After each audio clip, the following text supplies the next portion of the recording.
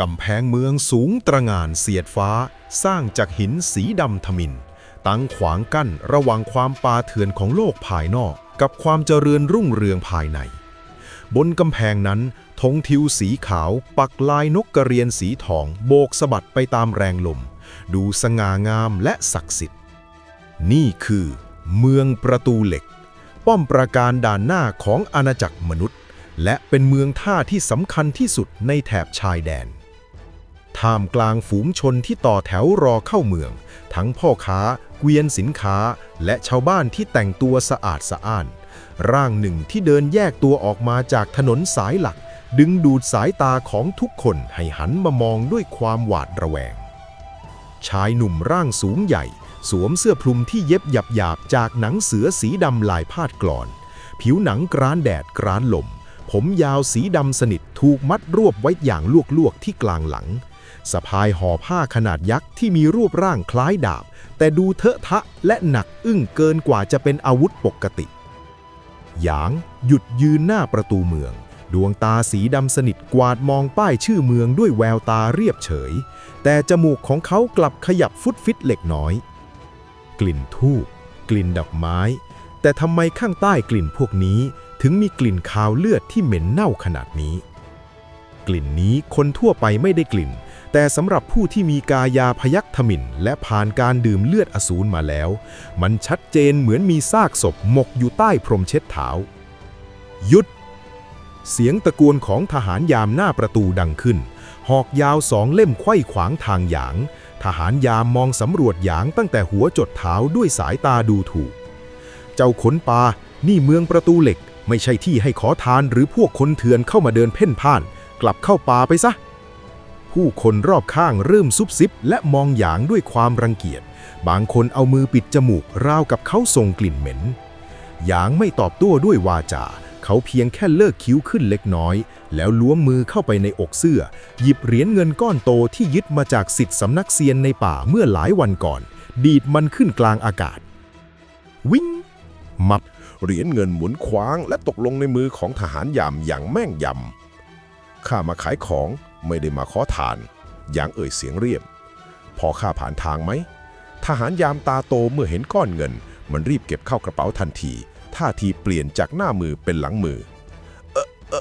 พอสิเหลือเฟือนะเชียวเชิญท่านจอมยุทธเข้าไปได้เลย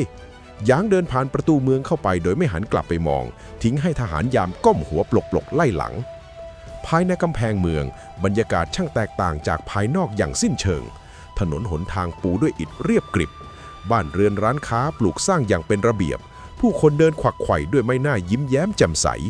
แต่สิ่งที่สะดุดตาอย่างที่สุดคือแท่นบูชาขนาดเล็กที่อยู่แทบทุกหัวมุมถนนบนแท่นมีรูปปั้นเซียนในชุดขาวและชาวบ้านต่างก็พากันกราบไหว้และวางของเส้นไหว้ด้วยความศรัทธาแรงกล้าท่านเทพประทานพรดื่มน้ำมนต์แล้วหายป่วยทันตาเห็นจริงๆเสียงสรรเสริญเยินยอดดังเซ็งแซ่หยางเดินผ่านฝูงชนราวกับเป็นวิญญาณไร้ตัวตนเขาไม่ได้สนใจความเจริญจอมปลอมนี้สิ่งที่เขาต้องการคือโรงรับจำนำหรือตลาดมืดเขาเดินลัดเลาะเข้าไปในตรอกซอยที่ดูซับซ้อนขึ้นเรื่อยๆจนกระทั่งมาถึงย่านการค้าเก่าๆที่ดูทรุดโทรมกว่าถนนหลักป้ายหน้าร้านแห่งหนึ่งเขียนด้วยตัวอักษรสีแดงว่าหอหมื่นสินค้าหยางผลักประตูไม้หนักอึ้งเข้าไปกริ๊งภายในร้านมืดสลัวมีกลิ่นสมุนไพรและของเก่าคละคลุ้งชายชราตาตีที่มีหนวดเครายาวเฟื้อยรวยนั่งอยู่หลังเคาน์เตอร์เงยหน้าขึ้นมองลูกค้าแปลกหน้าต้องการซื้อหรือขายชายชราถามเสียงแหบขายหยางเดินไปที่หน้าเคาน์เตอร์แล้วปลดห่อผ้าที่สะพายหลังวางลงกับพื้นเสียงดังตึงเขาไม่ได้แกะผ้าที่ห่อดาบกระดูกออกแต่เขาล้วงมือเข้าไปในย่ามหนังข้างเอวดึงเอาม้วนหนังสัตว์ขนาดใหญ่ออกมากางลงบนโต๊ะทันทีที่ม้วนหนังถูกคลี่ออกแสงสีดำมันวาวก็สะท้อนกับแสงตะเกียงน้ำมันลวดลายพาดกลอนที่ดูดุดันและกลิ่นอายของราชันแห่งป่าแผ่ออกมาจนชายชราต้องถอยหลังไปก้าวหนึ่งนี่มันชายชราหยิบแว่นขยายมาส่องดูใกล้ๆมือไม้สันเทาหนังของพยัคฆ์เกราะดำสภาพสมบูรณ์9 ส่วนหยางกล่าวราคาเท่าไหร่ชายชรากลืนน้ำลายเอือก พยายามระงับความตื่นเต้นเขาเงยหน้ามองหยางด้วยแววตาประเมินค่าใหม่เจ้าหนุ่มเจ้าไปขโมยของใครมาหรือว่าข้าล่าเองหยางตอบสั้นๆตัดบทบอกราคามาท่านเล่นลิ้นข้าจะไปร้านอื่นชายชราหลีตาลงพยายามกดราคาของหายากก็จริงแต่ในเมืองนี้การค้าขายของจากสัตว์อสูรระดับสูงต้องผ่านการตรวจสอบจากลัทธิเสียก่อนข้ารับซื้อได้แต่เสี่ยงมากให้ได้แค่50 ตำลึงทองหยางเสยะยิ้มมุมปากเขาไม่ได้พูดอะไรแต่ยกมือข้างขวาขึ้นวางบนขอบโต๊ะไม้สักหนาแล้วออกแรงกดลงเบาๆกรับขอบโต๊ะไม้เนื้อแข็งยุบลงไปเป็นรอยนิ้วมือ5 นิ้วอย่างชัดเจนเศษไม้แตกละเอียดร่วงกราวลงพื้นชายชราหน้าซีดเผือดเขารู้ทันทีว่าคนตรงหน้าไม่ใช่พรานป่าธรรมดาแต่เป็นยอดฝีมือที่สามารถหักคอเขาได้ง่ายกว่าหักตะเกียบ100 ตำลึงทองข้าให้เต็มที่เลยชายชรารีบแก้ราคาเสียงสั่นดีหยางปล่อยมือจากโต๊ะแล้วข้าอยากรู้ว่าในเมืองนี้มีที่พักถูกๆที่ไหนบ้างที่คนของลัทธิไม่ค่อยไปวุ่นวายหลังจากรับเงินถุงใหญ่หยางเดินออกจากร้านพร้อมข้อมูลใหม่เขาเดินมุ่งหน้าไปยังทิศตะวันออกของเมืองซึ่งเป็นเขตสลัมที่เรียกว่าตรอกหนูสกปรกยิ่งเดินลึกเข้าไปความเจริญก็ยิ่งจางหายบ้านเรือนกลายเป็นเพิงไม้ผุพังกลิ่นหอมของธูปเทียนหายไปแทนที่ด้วยกลิ่นน้ำเน่าและกลิ่นของความตายข้างทางมีขอทานและคนป่วยนอนร้องครวญครางร่างกายของพวกเขาผอมแห้งผิวหนังเป็นแผลผุพองแต่ในมือของทุกคนกลับกำขวดน้อมใบเล็กๆไว้แน่นราวกับมันเป็นสมบัติล้ำค่าน้ำมนต์ขอน้ำมนต์อีกชายแก่คนหนึ่งพึมพำตาลอยคว้างหยางมองภาพนั้นด้วยสายตาเย็นชาแต่ประสาทสัมผัสของเขากลับตื่นตัวเต็มที่กลิ่นเลือดเน่าๆนั่นมาจากทิศทางเดียวกับศาลเจ้าใหญ่บนเนินเขาหยางมองผ่านหลังคาสลัมไปยังยอดเนินกลางเมืองที่ซึ่งวิหารสีขาวตั้งตระหง่านอยู่เมืองนี้กำลังป่วยหยางกระชับสายสะพายดาบกระดูกแน่นและหมอที่จะมารักษาก็มาถึงแล้วตรอกหนูสกปรกสมชื่อพื้นดินเฉอะแฉะไปด้วยโคลนและน้ำเสียที่ระบายไม่ทันกลิ่นเหม็นเน่าของขยะและสิ่งปฏิกูลลอยตลบอบอวนแสงอาทิตย์ยามเย็นแทบจะส่องลงมาไม่ถึงพื้นดินเพราะหลังคาเพิงพักที่สร้างเกยกันไปมาอย่างหนาแน่นหยางเดินลึกเข้าไปในความมืดสลัวนั้นร่างสูงใหญ่และห่อผ้าประหลาดที่หลังทำให้ขอทานและนักเลงเจ้าถิ่นต่างพากันหลบตาไม่กล้าเข้ามาต่อแย่แต่ประสาทสัมผัสของกายาพยัคฆ์ธมินธรรมกลับจับความเคลื่อนไหวบางอย่างได้มีหนูตัวหนึ่งกำลังสะกดรอยตามเขาฝีเท้าแผ่วเบารวดเร็วและชำนาญเส้นทางมันอาศัยเงามืดของลังไม้และกองขยะในการเคลื่อนที่เข้าใกล้หยางจากด้านหลังทีละนิดทีละนิดหยางไม่ได้หยุดเดินและไม่ได้หันกลับไปมองเขาเพียงแต่สะแยะยิ้มมุมปากเล็กน้อยปล่อยให้เหยื่อตายใจทันทีที่เขาเดินผ่านมุมมืดที่อับสายตาฟุบเงาร่างเล็กพุ่งเข้ามาประชิดตัวเขาดุดสายลมมือข้างหนึ่งถือมีดโกนสนิมเคราะห์พยายามจะกรีดถุงเงินที่เอวของหยางมับเร็วยิ่งกว่าความคิดมือใหญ่ของหยางคว้าเข้าที่ข้อมือเล็กจ้อยนั้นไว้แน่นราวกับครีมเหล็กเจ้าของเงาร่างนั้นร้องอุทานด้วยความตกใจพยายามจะดิ้นหนีแต่ก็ไม่อาจขยับเขยื้อนได้แม้แต่นิ้วเดียวหยางหันกลับมามองหนูที่เขาจับได้มันเป็นเพียงเด็กชายตัวผอมแห้งอายุไม่น่าเกิน12เนื้อตัวมอมแมมเหมือนคลุกฝุ่นมาทั้งชีวิตผมเผ่ายุ่งเหยิงปิดหน้าปิดตาแต่ดวงตาคู่โตภายใต้ผมปลกหน้านั้นกลับไม่ได้ฉายแววหวาดกลัวเหมือนเด็กทั่วไปมันเต็มไปด้วยความดื้อรั้นและสัญชาตญาณเอาตัวรอดมือไวนี่หยางเอ่ยเสียงเรียบบีบข้อมือเด็กน้อยแรงขึ้นจนกระดูกลั่นกรอบอยากเก็บมือไว้กินข้าวหรืออยากให้ข้าหักทิ้งตรงนี้เด็กน้อยกัดฟันแน่นไม่ยอมร้องขอความเมตตาถ้าจะหักก็หักเลยแต่ถ้าข้าลุดไปได้ข้าจะกลับมาฆ่าเจ้าหยางเลิกคิ้วประหลาดใจคำพูดและแววตานั้นมันเหมือนกับเขาในวันที่อยู่ในป่าหมอกทมิฬไม่มีผิดเป็นแววตาของหมาป่าที่จนตรอกหยางคลายแรงบีบลงเล็กน้อยแต่ยังไม่ปล่อยมือชื่ออะไร อาฟงข้าชื่ออาฟงปล่อยข้าละเจ้าคนเถื่อน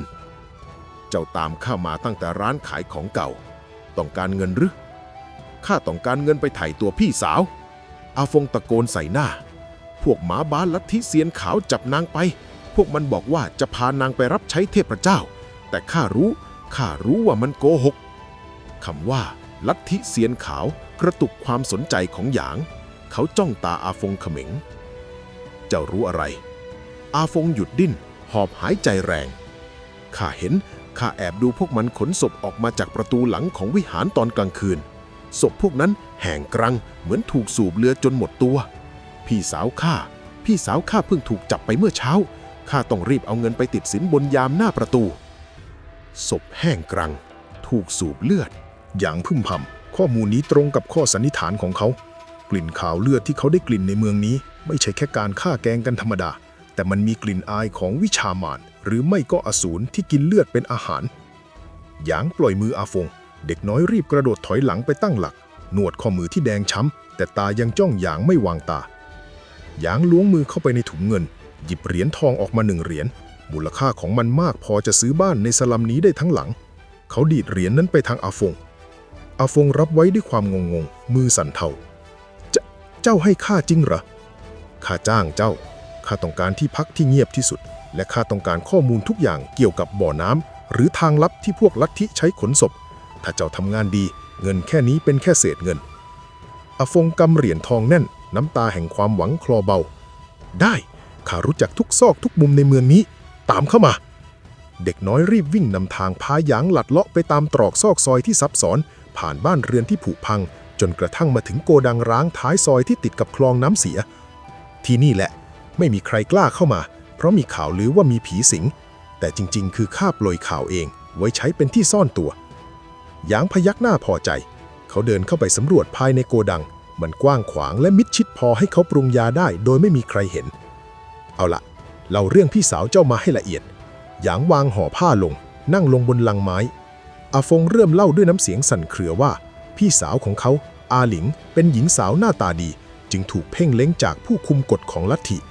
พวกมันอ้างว่านางมีวาสนาเสียนและต้องไปชำระล้างร่างกายในบ่อน้ำศักดิ์สิทธิ์เพื่อถวายตัวเป็นนางรับใช้เทพเจ้าใครที่ลงไปในบ่อน้ำนั่นไม่มีใครกลับออกมาอาฟงกำหมัดแน่น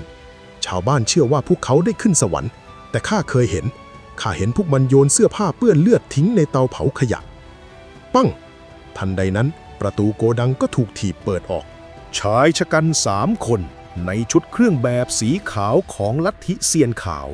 แต่สภาพมอมแมมและดูนักเลงกว่าพวกที่อยู่บนถนนละเดินอาดเข้ามาในมือถือกระบองไม้ลงอาคมเฮ้ยไอเด็กเหลือขออาฟงได้ข่าวว่าขโมยเงินได้ก้อนโตนี่หว่าเอามาแบ่งพวกข้าซะดีๆถ้าไม่ยอกเจ็บตัวพวกมันคือสมุนชั้นปลายแถวที่ลัทธิเลี้ยงไว้คุมสลัมคอยรีดไถเงินจากคนจนอาฟงหน้าซีดรีบเอาตัวบังหยางไว้นี่เงินของนายท่านข้าพวกแกอย่ามายุ่งนะ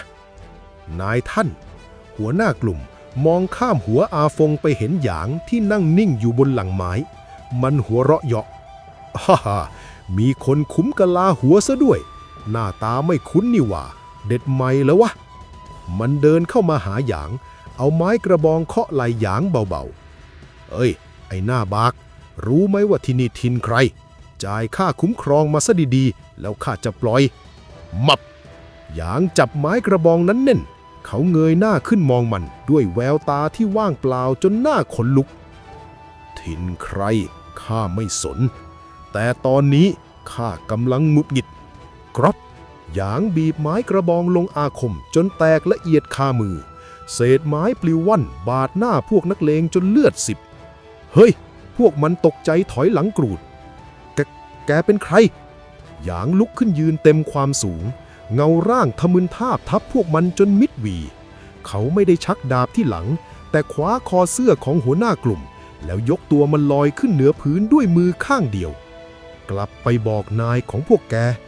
ว่ายมทูตมาเยือนเมืองนี้แล้วตุบหยางเวียงร่างของมันกระเด็นทะลุประตูโกดังออกไปกระแทกกับกองขยะด้านนอก ลูกน้องอีก2 คนยืนตัวสั่นฉี่ราดรีบวิ่งหนีหางจุกตูดไปพร้อมกับลากลูกพี่ของมันไปด้วย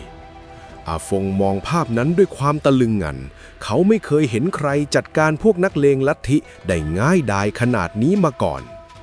ท่านเป็นใครกันแน่อาฟงถามเสียงเบาหยางหันกลับมาแววตาสีดำสนิทจ้องมองไปทางทิศของวิหารศักดิ์สิทธิ์ข้าคือคนที่จะพาเจ้าไปหาพี่สาวและจะเปลี่ยนบ่อน้ำศักดิ์สิทธิ์นั่นให้กลายเป็นบ่อเลือดรุ่งเช้าวันใหม่มาเยือนเมืองประตูเหล็กแต่ความสดใสของแสงแดดกลับไม่อาจชำระล้างความอึมครึมที่ปกคลุมเมืองนี้ได้ณจัตุรัสกลางเมืองหน้าวิหารศักดิ์สิทธิ์ฝูงชนนับหมื่นคนเบียดเสียดกันจนแทบไม่มีที่ยืนทุกคนต่างพนมมือสายตาจับจ้องไปที่แท่นบูชาสูงตระหง่านด้วยความหวังอันเปี่ยมล้นพวกเขาคือชาวบ้านที่เจ็บป่วยพิการและครอบครัวที่สิ้นหวังมารวมตัวกันเพื่อรอคอยสิ่งเดียวคือปาฏิหาริย์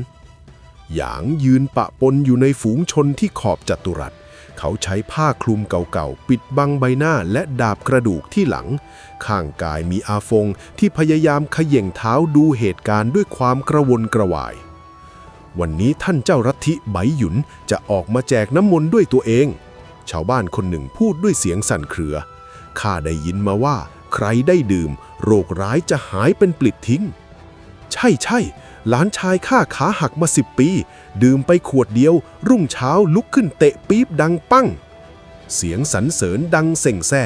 จนกระทั่งเสียงกลองและระฆังดังกังวานขึ้นงางประตูวิหารสีขาวเปิดออกควันธูปหอมฟุ้งกระจายออกมาพร้อมกับขบวนนักบวชหญิงโปรยกลีบดอกไม้และตรงกลางขบวนบุรุษวัยกลางคนในชุดคลุมสีขาวบริสุทธิ์เดินออกมาอย่างเชื้อช้าเขาคือเจ้าลัทธิไบหยุนใบหน้าของเจ้าลัทธิไบหยุนดูเมตตาอารีผิวพรรณเปล่งปลั่งร่างกายมีรัศมีแสงสีขาวจางๆห่อหุ้มอยู่ตลอดเวลาดูราวกับเทพเสียนที่จุติลงมาโปรดสัตว์โลก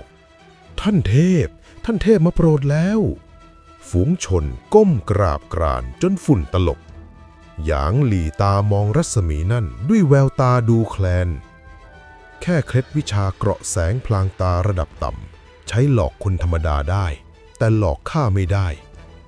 เจ้าลัทธิไบหยุนก้าวขึ้นสู่แท่นบูชายกมือขึ้นปราศัยด้วยน้ำเสียงก้องกังวานที่แฝงพลังปราณขยายเสียงลูกหลานแห่งเทพเจ้าเอ๋ยความเจ็บป่วยของพวกเจ้าคือบทลงโทษจากบาปกรรมแต่บัดนี้เทพเจ้าทรงเมตตาประทานวารีทิพย์ลงมาชำระล้างบาปให้พวกเจ้าแล้ว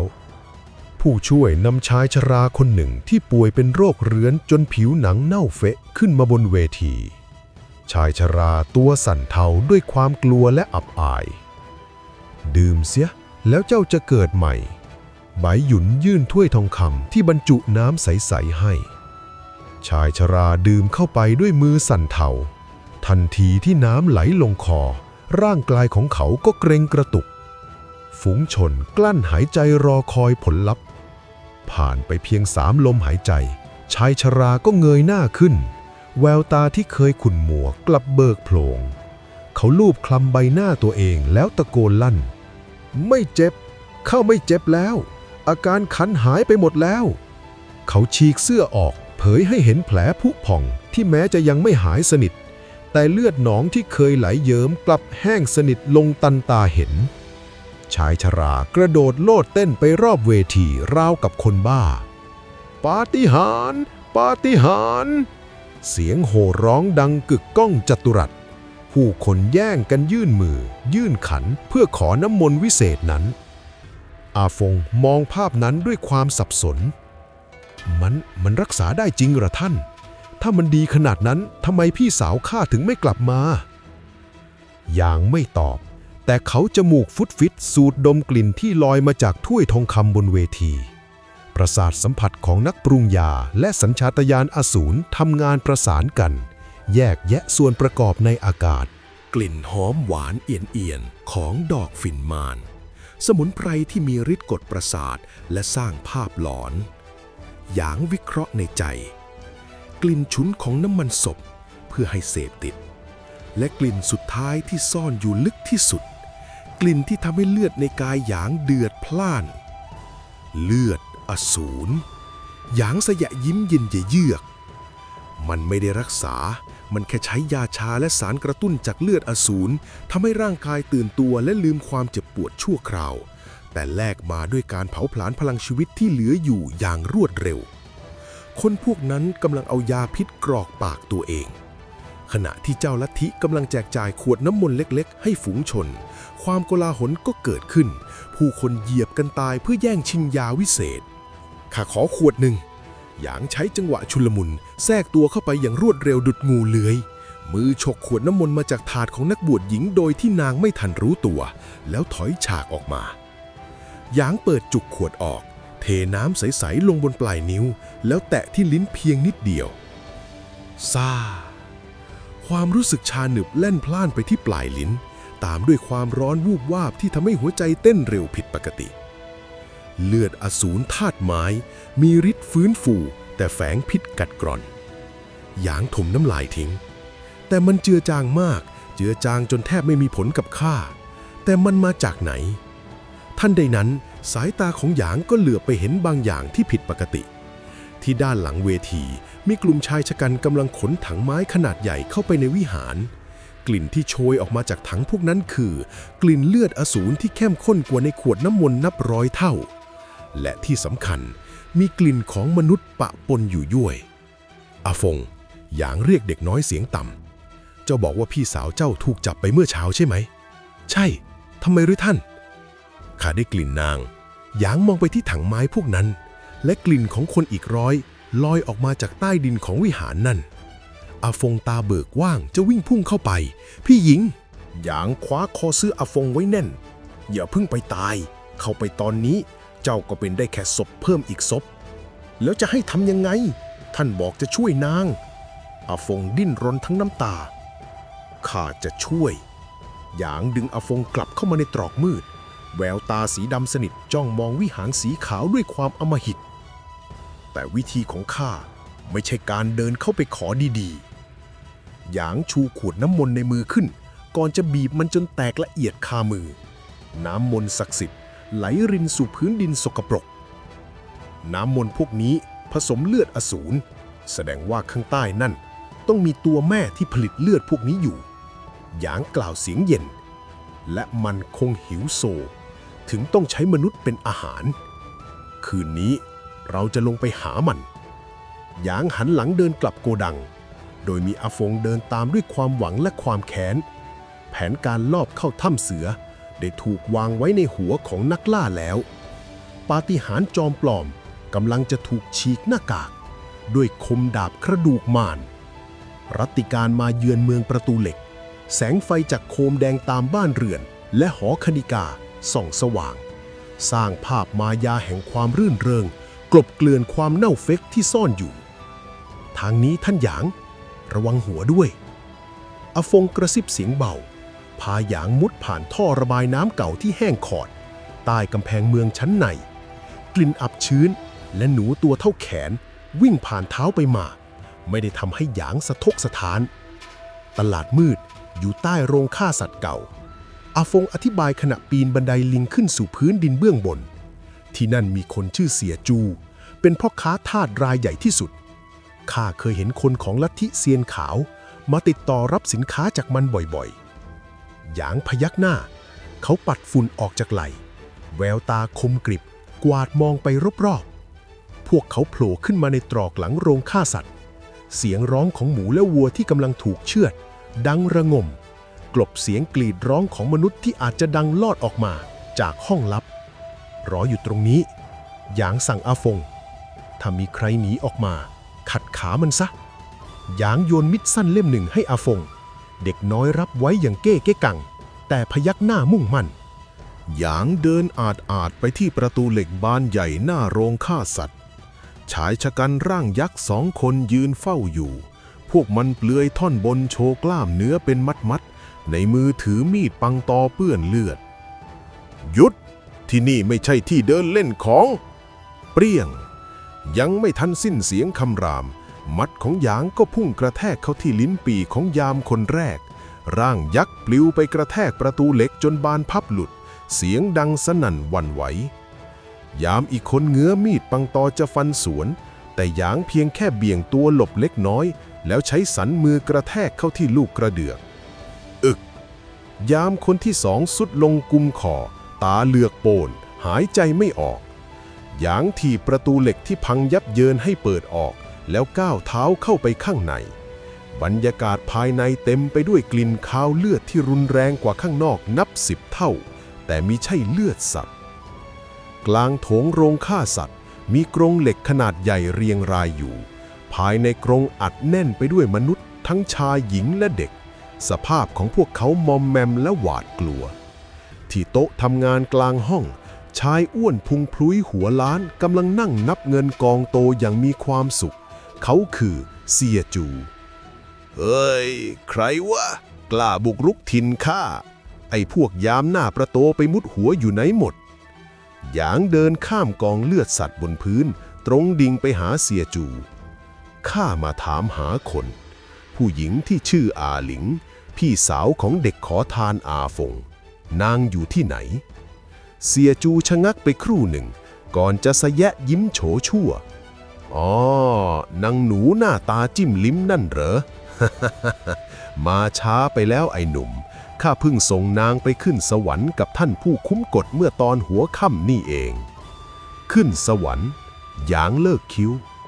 ใช่ส่งไปวิหารใหญ่ไงล่ะป่านนี้คงได้ถวายงานท่านเทพหรือไม่ก็กลายเป็นปุ๋ยไปแล้วเสียจูหัวเราะร่าแล้วดีดนิ้วฆ่ามันซะเหล่านักเลงคุมบ่อนและมือสังหารนับ10 คนกรูออกมาจากมุมมืดพร้อมอาวุธครับมือรุมกินโต๊ะมันหยางถอนหายใจเบาๆข้าเกลียดการคุยกับพวกขยะจริงๆพรึบหยางปลดห่อผ้าที่หลังออกดาบกระดูกมารปรากฏแก่สายตาเพียงแค่เงาดาบสีดำทะมึนตวัดผ่านอากาศชั่วนักเลง3 คนแรกที่พุ่งเข้ามาตัวขาดครึ่งท่อนในดาบเดียวเลือดสาดกระเซ็นไปทั่วห้องเสียจูที่กำลังหัวเราะอ้าปากค้างตาถลนแทบหลุดจากเบ้าอย่าเข้ามานะหยางไม่พูดพร่ำทำเพลงเขาเหวี่ยงดาบกระดูกยักษ์ราวกับไม้ตียุงบดขยี้อาวุธและกระดูกของศัตรูที่ขวางทางเสียงร้องโหยหวนดังระงมไปทั่วโรงฆ่าสัตว์ภายในเวลาไม่ถึงชาน้ำเดือดหยางก็มายืนอยู่ตรงหน้าเสียจูโดยที่เสื้อคลุมหนังเสือของเขาเปื้อนเลือดเพิ่มขึ้นอีกหลายจุดข้าจะถามอีกครั้งหยางใช้ปลายดาบกระดูกที่เปื้อนเลือดเชยคางเสียจูขึ้นพวกมันเอามนุษย์ไปทำอะไรที่วิหารข้าไม่รู้ข้าแค่ส่งคนตามออเดอร์หยางหลีตาลงไม่รู้สินะงั้นลิ้นของเจ้าก็ไม่มีประโยชน์เขาขยับข้อมือเตรียมจะตัดลิ้นรู้แล้วจ้าเสียจูร้องเสียงหลงบ่อน้ำพวกมันเอาคนไปโยนลงบ่อน้ำโลหิตใต้วิหารข้าเคยได้ยินนักบวชคุยกันว่าพวกมันต้องป้อนท่านแม่ให้ตรงเวลาไม่งั้นท่านแม่จะอาละวาดท่านแม่หยางทวนคำมันคือตัวอะไรไม่รู้จริงๆรู้แค่ว่าเป็นตัวผลิตน้ำศักดิ์สิทธิ์ถ้าขาดเลือดมนุษย์น้ำศักดิ์สิทธิ์ก็จะแห้งเหือดข้อมูลครบถ้วนสันนิษฐานของหยางถูกต้องดีหยางลดดาบลงเสียจูถอนหายใจโล่งออกงั้นปล่อยเข้าไปชึกหยางปามีดสั้นปักเข้าที่กลางหน้าผากของเสียจูอย่างแม่นยำร่างอ้วนกลมล้มตึงลงกับพื้นตายคาที่ข้าบอกว่าจะถามไม่ได้บอกว่าจะปล่อยหยางหันไปมองกรงขังมนุษย์เขาเดินไปฟันแม่กุญแจจนขาดแล้วตะโกนบอกทาสที่ตื่นกลัวว่าประตูเปิดแล้วใครอยากรอดก็วิ่งหนีไปซะแต่ถ้าใครขวางทางข้าตายฝูงทาสแตกฮือวิ่งหนีตายออกจากโรงฆ่าสัตว์หยางใช้จังหวะนั้นเดินสำรวจโกดังเก็บของเสียจูเขาไม่ได้ต้องการเงินทองแต่เขากำลังมองหาวัตถุดิบในมุมหนึ่งของห้องเก็บของหยางพบหีบไม้ที่ตีตราสัญลักษณ์วัตถุอันตรายเขาเปิดมันออกภายในบรรจุดินระเบิดดำหรือดินปืนดิบกำมะถันแดงและขวดโหลที่ดองอวัยวะอสูรธาตุไฟเอาไว้ของดีหยางยิ้มมุมปากเขาต้องการจะทำลายวิหารและฆ่าตัวประหลาดที่อยู่ข้างใต้นั้นแต่ลำพันแค่ดาบกระดูก อาจไม่พอสำหรับศัตรูที่ไม่รู้จำนวนและขนาดถ้าเจ้าชอบกินเลือดนักข้าจะปรุงอาหารมื้อสุดท้ายให้เจ้ากินหยางกวาดวัตถุดิบทั้งหมดลงในห่อผ้าแล้วเดินออกจากโรงฆ่าสัตว์ที่นองเลือดอาฟงที่รออยู่ข้างนอกรีบวิ่งเข้ามาหาหยางเมื่อเห็นหยางเดินออกมาท่านหยางเป็นยังไงบ้างได้เรื่องแล้วหยางตอบสายตามุ่งมั่นคืนนี้เรามีงานใหญ่ข้าจะปรุงยาที่ร้อนแรงที่สุดเท่าที่เมืองนี้เคยเห็นไปหาที่เงียบๆกันเถอะข้าต้องใช้สมาธิในการผสมระเบิดในความมืดมิดของโกดังร้างริมคลองน้ำเสียแสงไฟสีม่วงอ่อนๆวูบวาบขึ้นเป็นระยะหยางนั่งขัดสมาธิอยู่หน้ากองวัตถุดิบที่ยึดมาได้จากเสียจูมือของเขาเคลื่อนไหวอย่างรวดเร็วและแม่นยำผสมดินระเบิดกำมะถันและของเหลวจากต่อมเพลงอสูรเข้าด้วยกัน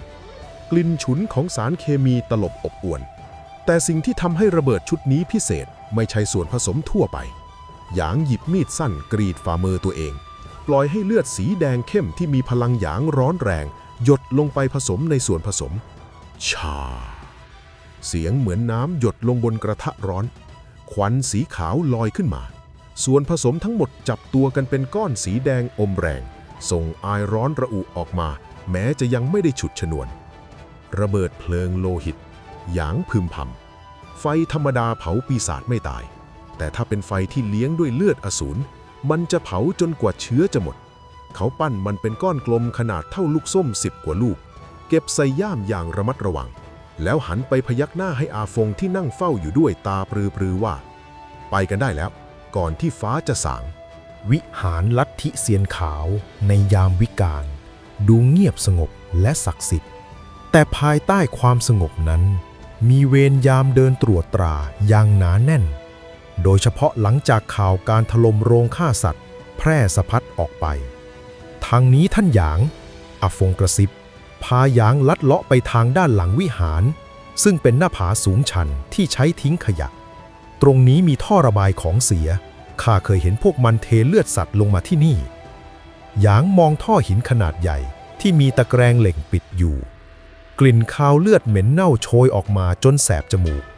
เขาใช้มือจับซี่โครงเหล็กที่ขึ้นสนิมฮึบ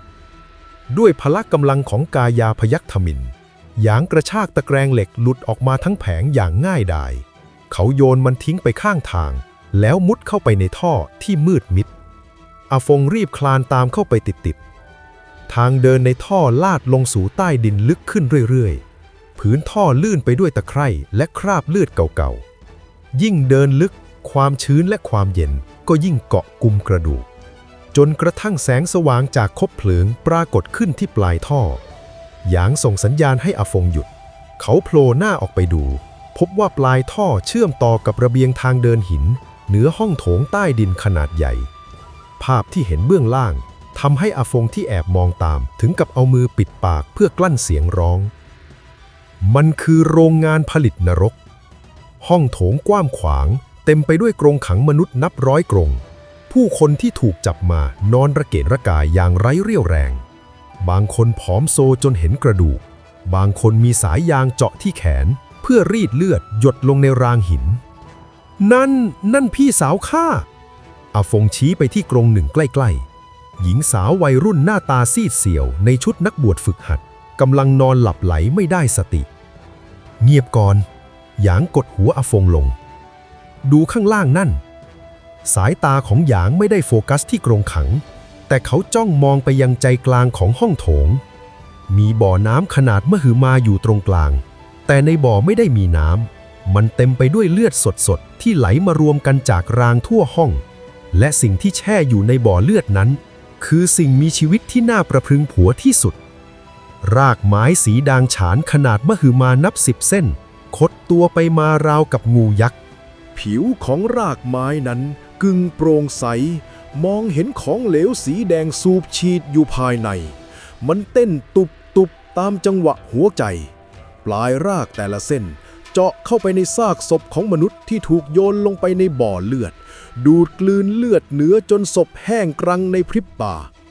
และที่ส่วนยอดของรากไม้นั้นมีดอกไม้ตูมขนาดใหญ่ที่กำลังขับน้ำใสๆไหลรินออกมาใส่โถแก้วที่รอมไว้ น้ำใสๆที่ชาวบ้านเรียกว่าวารีทิพย์แท้จริงแล้วมันคือของเสียที่ถูกกรองออกมาจากเลือดศพนี่สินะท่านแม่ที่พวกมันบูชาหยางสะแยะยิ้มขยะแขยงปีศาจรากโลหิตอสูรธาตุหมายที่โตได้ด้วยการกินเลือดพวกมันเอาน้ำเยี่ยวปีศาจมาให้คนกินอาฟงหน้าเขียวคล้ำอยากจะอ้วกไปช่วยพี่สาวเจ้ายามเฝ้ามีไม่เยอะส่วนใหญ่คงไปเตรียมงานเทศกาลข้างบนข้าจะลงไปจัดการต้นต่อเองหยางกระโดดลงจากระเบียงสูง3 จั่งประมาณ10 เมตรลงสู่พื้นห้องโถงอย่างนิ่มนวลราวกับแมวเฮ้ยใครวะผู้คุม2 คนในชุดกรอกหนังหันมาเห็นหยางพอดีพวกมันชักดาบออกมาแต่ช้าเกินไปชั่วหยางตวัดดาบกระดูกมันในมือเพียงครั้งเดียวร่างของผู้คุมทั้งสองขาดครึ่งท่อนเลือดสาดกระเซ็นลงไปในร่างเสียงฝีเท้าและเสียงโวยวายเริ่มดังขึ้นหยางไม่รอช้าเขาพุ่งตรงไปยังบ่อเลือดกลางห้องเป้าหมายคือรากแก้วของปีศาจเลือดแต่ทว่าปีศาจรากโลหิตสัมผัสได้ถึงจิตสังหารคลื่นรากไม้ยักษ์ที่แช่อยู่ในบ่อเลือดพุ่งขึ้นมามันบิดเกลียวและฟาดเข้าใส่หยางราวกับหนวดปลาหมึกปลายรากแหลมคมเหมือนหอกพุ่งเข้ามานับ10 ทิศทางกินเลือดคนมาเยอะคงลืมรสชาติของนักล่าไปสินะหยางสยะยิ้มดวงตาสีดำเปลี่ยนเป็นเรียวรีเหมือนสัตว์ร้ายเขาหมุนตัวหลบรากไม้เส้นแรกแล้วฟันสวนด้วยดาบกระดูกมารฉับรากไม้หนาเท่าขาคนถูกตัดขาดสะบั้นเลือดสีดำพุ่งกระฉูดออกจากรอยตัดปีศาจกรีดร้องเสียงแหลมสูงจนแก้วหูแทบแตกกรีดเสียงร้องของมันปลุกให้ผู้คุมและนักบวชมารทั้งหมดในห้องโถงตื่นตัวพวกมันวิ่งกรูเข้ามาล้อมหยางปกป้องท่านแม่ฆ่าผู้บุกรุกหยางยืนอยู่กลางวงล้อมเบื้องหน้าคือปีศาจรากไม้ที่กำลังคลุ้มคลั่งเบื้องหลังคือกองทัพเดนตายสาวกเขาล้วงมือเข้าไปในย่ามหยิบระเบิดเพลิงโลหิตออกมา3 ลูกพร้อมกับสยะยิ้มที่แม้แต่ปีศาจยังต้องหนาวสั่นงานเลี้ยงเริ่มแล้วตูมตูมตูมเสียงระเบิดดังสนั่นหวั่นไหวติดต่อกัน3 ครั้งลูกบอลเพลิงโลหิตที่หยางขว้างออกไปปะทะเข้ากับลำต้นหลักของปีศาจรากไม้และฝูงผู้คุมที่ดาหน้าเข้ามาแต่มันไม่ใช่ระเบิดธรรมดาเปลวไฟที่ระเบิดออกมาเป็นสีแดงฉานราวกับเลือดที่ลุกไหม้มันมีความเหนียวนืดเหมือนยางไม้เกาะติดผิวหนังของปีศาจและชุดเกราะของผู้คุมแล้วเผาผลาญอย่างบ้าคลั่งไฟดับไฟเร็วกรีดเสียงกรีดร้องของผู้คนผสมปนเปกับเสียงโหยหวนของปีศาจกลิ่นเนื้อไหม้และกลิ่นรากไม้ถูกเผาตลบอบอวนไปทั่วห้องโถงใต้ดินอาฟงตอนนี้แหละหยางตะโกนสั่งโดยไม่หันไปมองอาฟงที่รอจังหวะอยู่บนระเบียงรีบวิ่งไปที่กรงขังของพี่สาวเขาใช้หินก้อนใหญ่ทุบแม่กุญแจเก่าๆอย่างสุดแรงในขณะที่ทาสคนอื่นในกรงเริ่มแตกตื่นและพยายามพังประตูกรงออกมาท่ามกลางความโกลาหลนั้นเงาร่างสีขาว4 สายพุ่งทะยานลงมาจากทางเข้าอีกด้านหนึ่งด้วยความเร็วสูงพวกมันไม่ได้สนใจผู้คุมที่ถูกไฟคลอกตายแต่พุ่งเป้าตรงมาที่หยางเพียงคนเดียวพวกมันสวมชุดคลุมสีขาวสะอาดตาใบหน้าปิดบังด้วยหน้ากากรูปนกกระเรียนสีขาวในมือถือกระบี่คู่ที่ทรงประกายแสงสีเงินหน่วยล่าสังหารหน้ากากขาว White Mask Hunter Unit ยอดฝีมือระดับรวบรวมลมปราณขั้นสูงที่ลัทธิเลี้ยงดูมาเพื่อกำจัดศัตรูโดยเฉพาะผู้บุกรุกต้องตายหนึ่งในหน้ากากขาวเอ่ยเสียงเย็นก่อนจะประสานงานกันพุ่งเข้าโจมตีหยางจาก4 ทิศทางพร้อมกันกระบวนท่าของพวกมันรวดเร็วและพลิ้วไหวราวกับนกกระเรียนร่ายรำปิดทางหนีของหยางทุกทิศทางค่ายกลกระเรียนสังหารฟุบฟุบฟุบขมกระบี่นับ10 สายพุ่งเข้ามาแทงจุดตายของหยางพร้อมกันหากเป็นจอมยุทธทั่วไปคงตื่นตระหนกและพยายามรับมือด้วยกระบวนท่าแต่หยางไม่ใช่จอมยุทธเขาคือสัตว์ป่าหยางไม่ได้ถอยและไม่ได้ตั้งรับเขาสะแยะยิ้มมุมปากแล้วทิ้งตัวลงนอนราบกับพื้นในเสี้ยววินาทีสุดท้ายขมกระบี่ทั้ง4แทงวูบผ่านเหนือตัวเขาไปปะทะกันเองจนเกิดประกายไฟเคร่งในจังหวะที่พวกหน้ากากขาวเสียจังหวะเพราะเป้าหมายหายไป หยางใช้ขาถีบพื้นหมุนตัวกวาดขาเตะตัดล่างพัวหน้ากากขาวคนหนึ่งเสียหลักล้มลงหยางดีดตัวขึ้นมาคร่อมร่างมันไว้แล้วใช้ดาบกระดูกมารในมือแทงสวนลงไปที่คอหอยทันทีชึก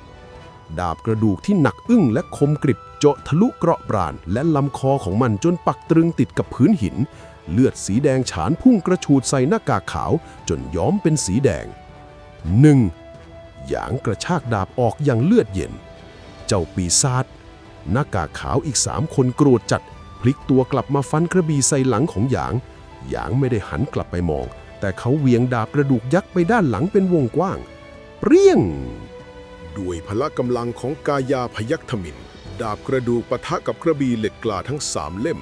และผลลัพธ์คือกุญแจแห่งความต่างชั้นกระบี่ของหน่วยล่าสังหารหักสะบั้นคามือแรงกระแทกส่งผลให้พวกมันกระเด็นถอยหลังไปคนละทิศคนละทางมือไม้สั่นจนชาดิกพวกเจ้าฝึกกระบี่ในห้องแอร์ร่ายรำสวยงามแต่ไร้น้ำหนักหยางหันกลับมาช้าๆแววตาสีดำสนิทจ้องมองพวกมันเหมือนมองเหยื่อแต่ดาบของข้าสร้างมาเพื่อข้าหยางพุ่งเข้าประชิดตัวหน้ากากขาวคนที่2ที่กำลังตกตะลึงเขาใช้มือเปล่าขวาคอเสื้อของมันแล้วเวียงร่างของมันไปกระแทกใส่หน้ากากขาวคนที่3ตุ๊บทั้ง2กลิ้งระเนระนาดไปกับผืนหยางไม่ปล่อยโอกาสทองเขาซัดมีดสั้นอาพิษงูเกล็ดเขียวออกไป2 เล่มฉึกฉึกมีดปักเข้าที่ต้นขาและไหล่ของพวกมันทันทีอากร้อนพิษ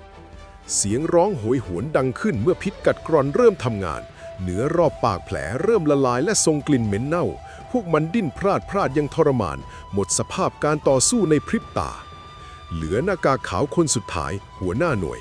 มันมองดูพี่น้องที่ตายและบาดเจ็บด้วยความหวาดกลัวมือที่ถือด้ามกระบี่หักสั่นระริกแกเป็นตัวอะไรกันแน่แกไม่ใช่มนุษย์หยางเดินย่าง3 ขุมเข้าไปหาลากดาบกระดูกครูดไปกับผืนจนเกิดประกายไฟข้าคือฝันร้ายของพวกเจ้าหัวหน้าหน่วยตัดสินใจทิ้งอาวุธแล้ววิ่งหนีไปทางบันไดลับคิดจะหนีหยางเตะหอกของผู้คุมที่ตกอยู่บนผืนพุ่งตามหลังราวกับลูกธนูสวบหอกพุ่งเสียบทะลุกลางหลังของหัวหน้าหน่วยตรึงร่างของมันติดกับผนังหินมันกระอักเลือดออกมาแล้วขาดใจตายขาที่ความเงียบเข้าปกคลุมสนามรบชั่วขณะผู้คุมที่เหลือรอดเห็นยอดฝีมือถูกสังหารเรียบวุธต่างพากันวิ่งหนีตายไม่คิดชีวิต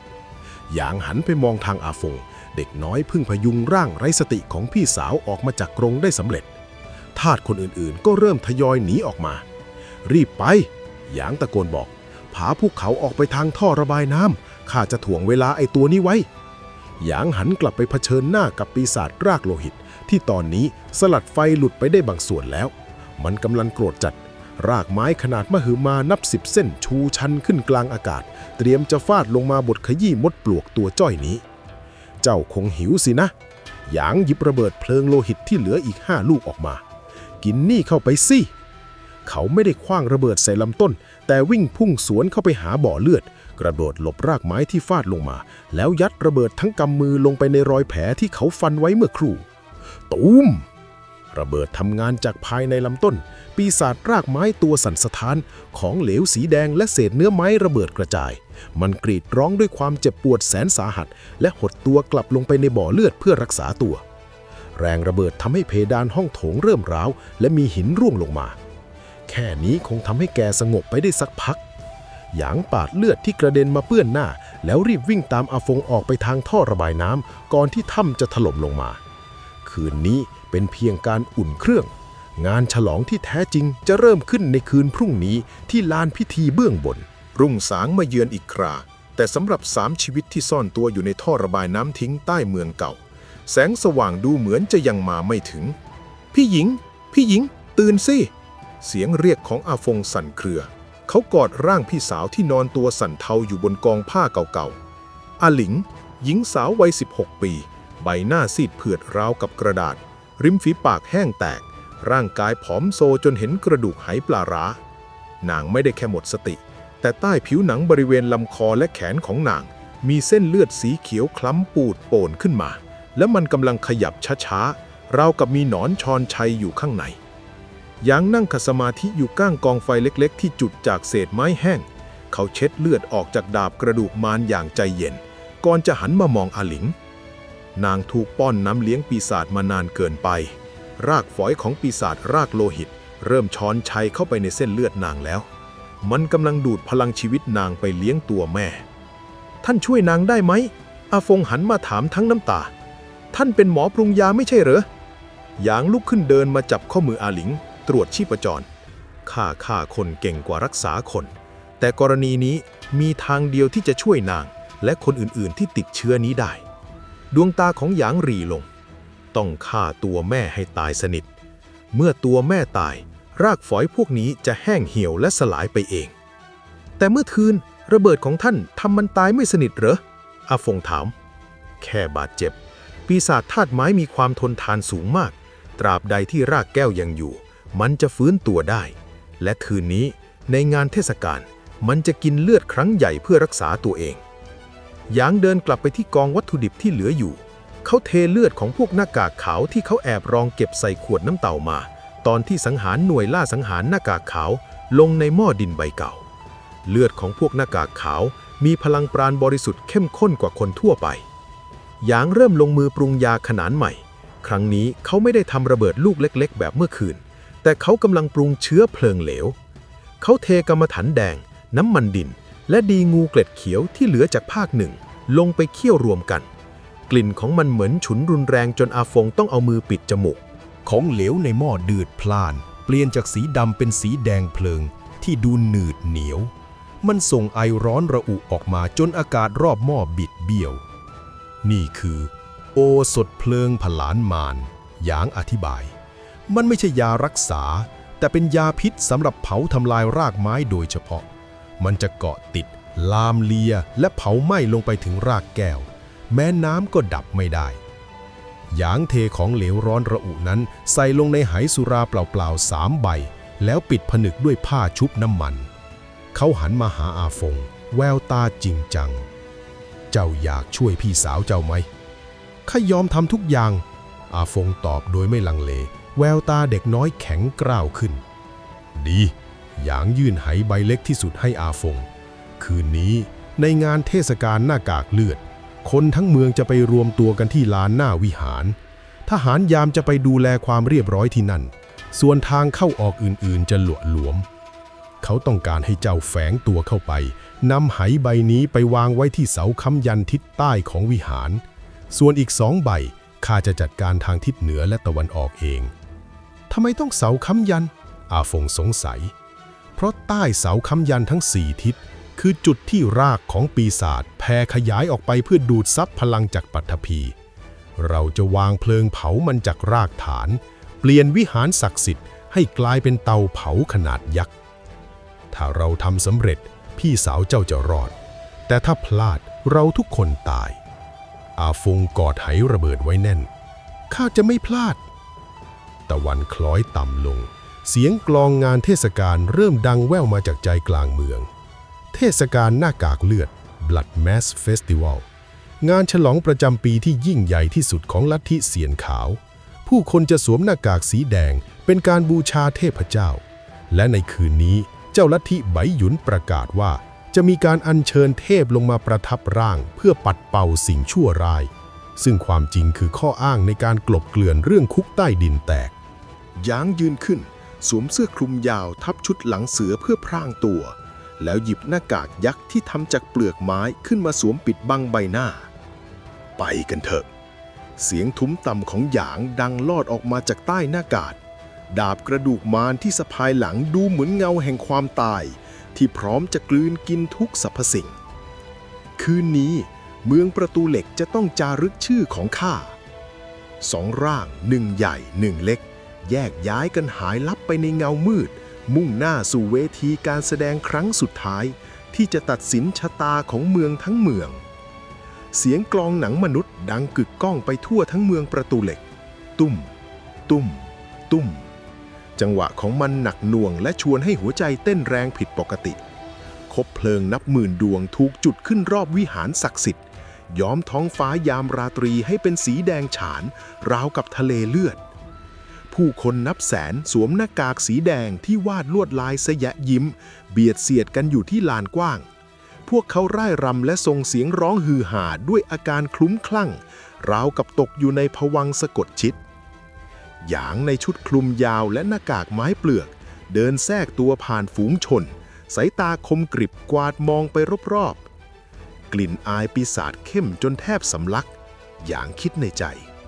บนเวทีสูงหน้าวิหารเจ้าลัทธิไบหยุนยืนตระหง่านในชุดคลุมสีแดงเลือดหมู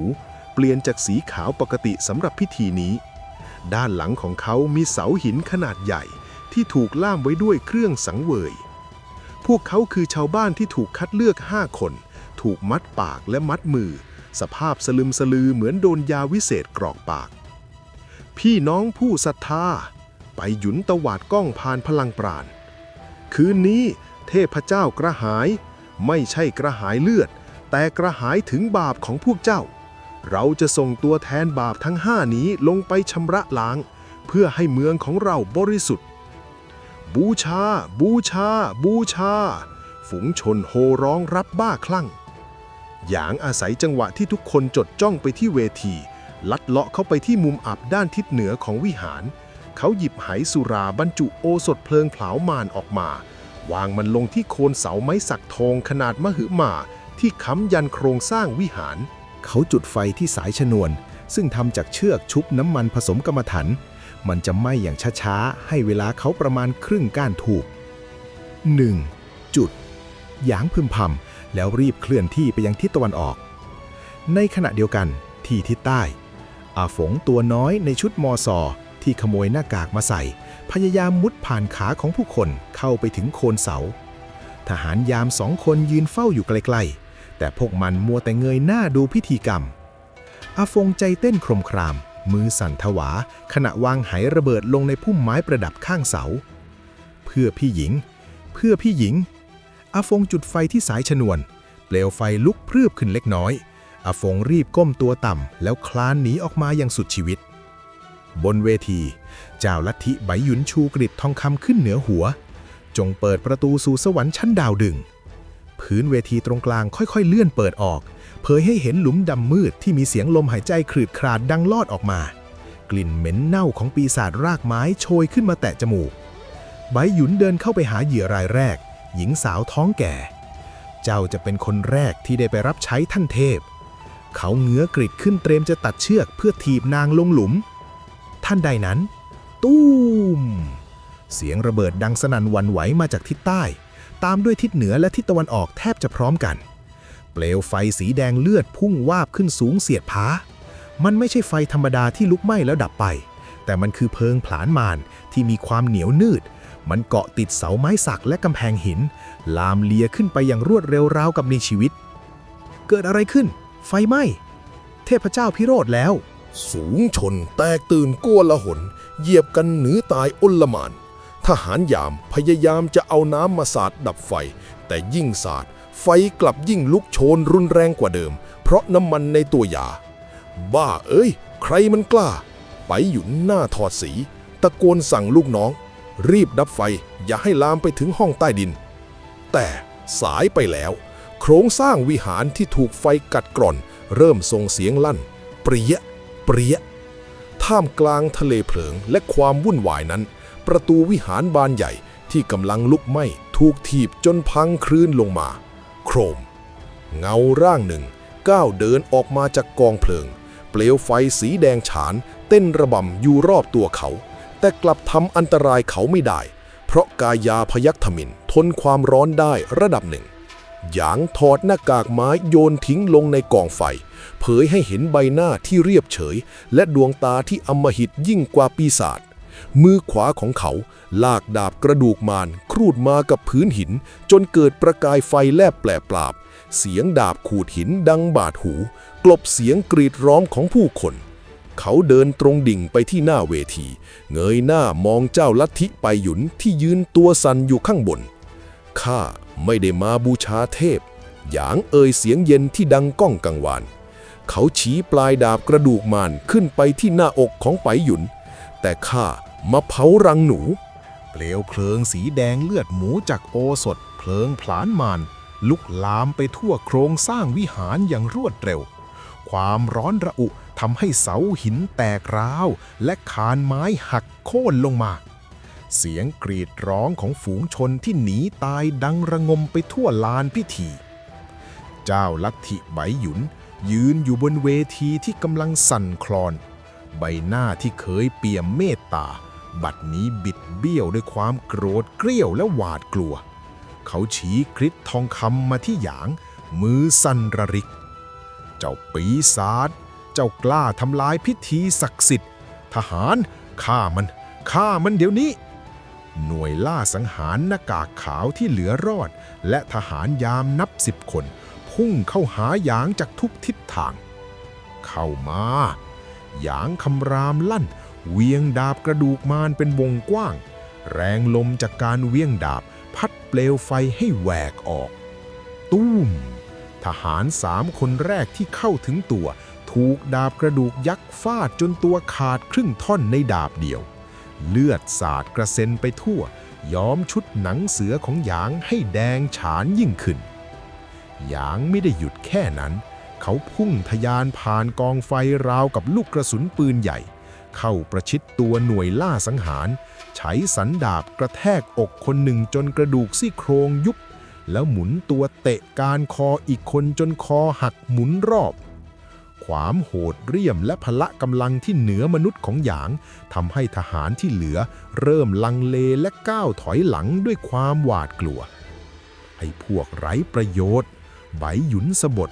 เขาเห็นท่าไม่ดีจึงตัดสินใจงัดไม้ตายสุดท้ายออกมา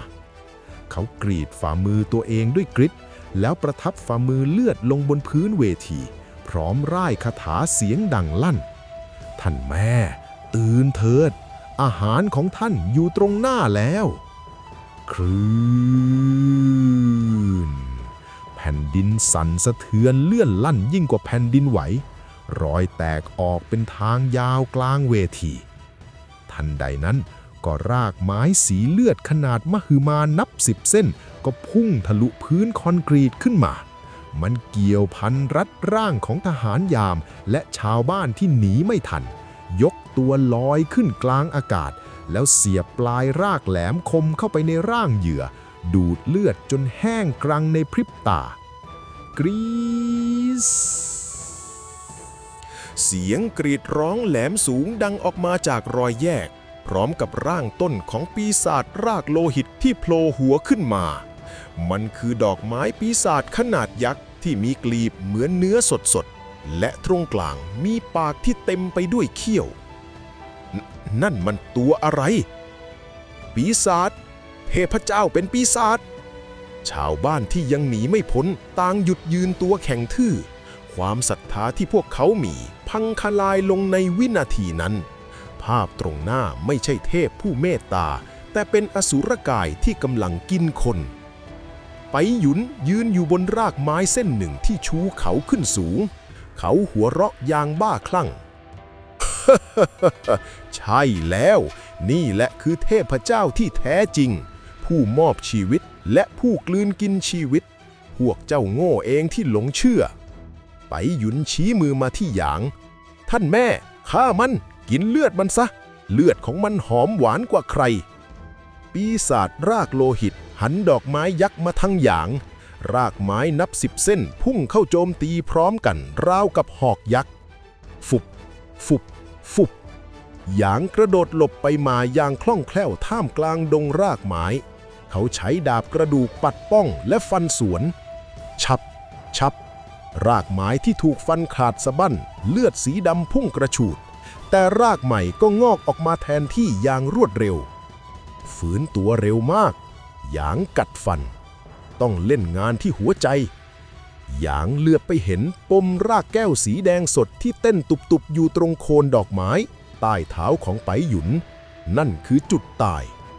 หยางล้วงมือเข้าไปในย่ามหยิบขวดน้ำเต้าใบสุดท้ายออกมา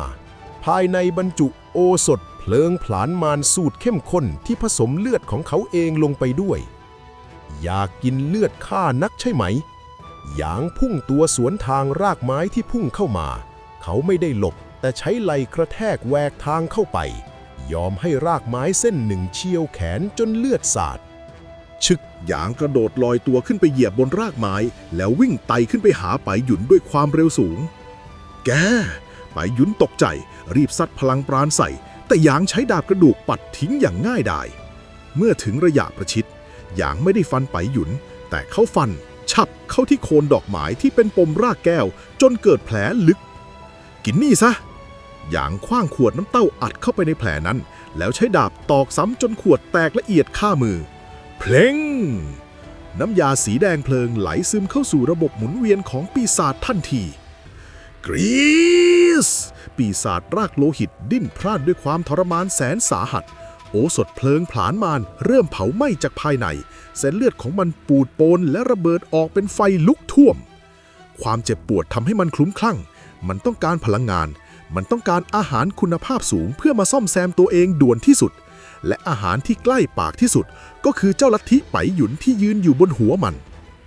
ท่านแม่เป็นอะไรไปฆ่ามันสิรากไม้เส้นหนึ่งตวัดกลับมารัดร่างของไปหยุนไว้แน่นไม่นะข้าเป็นคนเลี้ยงดูท่านข้าเป็นนายของท่านไปหยุนกรีดร้องดิ้นรนสุดชีวิตปีศาจไม่สนเสียงร้องมันลากร่างของไปหยุนลงไปที่ปากยักษ์กลางดอกไม้ช่วยด้วยใครก็ได้ช่วยข้าด้วยไปหยุนตะโกนขอความเมตตามองมาทางหยางด้วยสายตาอ้อนวอนหยางยืนหอบหายใจอยู่บนซากปรักหักพังมองภาพนั้นด้วยสายตาเย็นชาไปขอร้องเทพเจ้าของเจ้าในนรกเถอะกร่วมปากยักษ์งับร่างของใบหยุนเข้าเต็มคำเสียงกระดูกหักดังลั่นเลือดสาดกระเซ็นปีศาจกลืนกินสาวกผู้ภักดีของมันเองจนหมดสิ้น